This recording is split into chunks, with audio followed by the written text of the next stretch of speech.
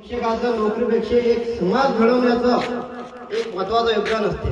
कारण जी गोष्ट पहिल्या वर्गात शिकवली जाते, एखाद्या घराचा जर पाया बांधला आपण तर तो कधी पाडून परत दुरुस्त होऊ शकते, परंतु विद्यार्थ्याला जे पहिल्या वर्गात शिकवले जाते ते जर पाहिजे ते जर शिकवलं गेलं नाही तर तो पुढे किती मोठा झाला तर त्याला ते देता येत नाही। कारण हा पाया हे समाज घडवण्याचं काम हे शिक्षक करत असतो। त्यामुळे शिक्षक हा समाजातील एक महत्त्वाचा घटक आहे।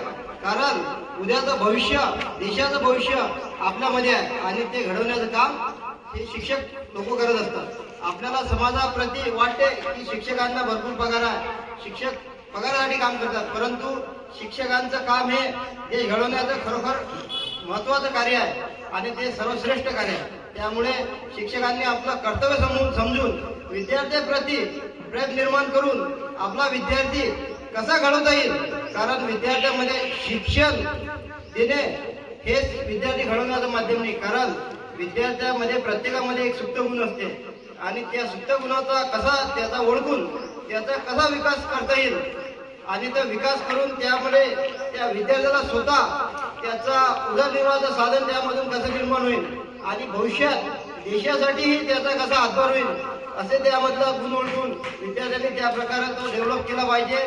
आणि ते आपल्या सर्व शिक्षणांमधून एक मला वातावरण असं चांगलं वाटलं की खरोखर तो गुण ओळखून सर्व इथं तज्ञ लोक आहेत आणि तो गुण ओळखून खरोखरच आपण आपला विद्यार्थी कुठे कमी राहणार नाही आपल्याकडून गेलेला असं इथं वातावरण पण वाटते।